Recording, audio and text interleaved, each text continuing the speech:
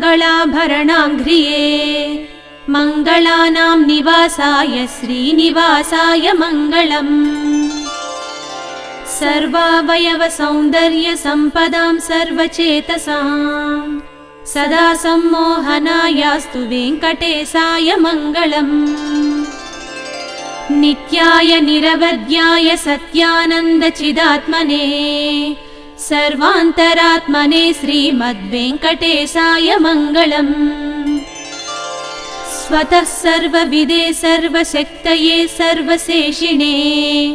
सुलभाय सुशीलाय वेङ्कटेशाय मङ्गलम् परस्मै ब्रह्मणे पूर्णकामाय परमात्मने प्रयुञ्जे परतत्त्वाय वेङ्कटेशाय मङ्गलम्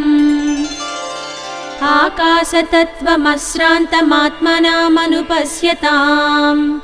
अतृप्तामृतरूपाय वेङ्कटेशाय मङ्गलम् प्रायस्वचरणौ पुंसां शरण्यत्येन पाणिना कृपया दिशते श्रीमद्वेङ्कटेशाय मङ्गलम्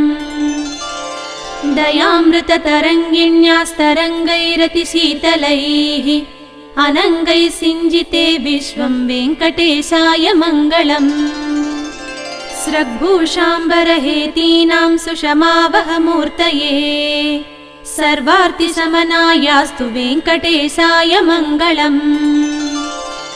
श्रीवैकुण्ठविरक्ताय स्वामी पुष्करिणीतटे रमया रमामाणाय वेङ्कटेशाय मङ्गलम् श्रीवैकुण्ठविरक्ताय स्वामी पुष्करिणीतटे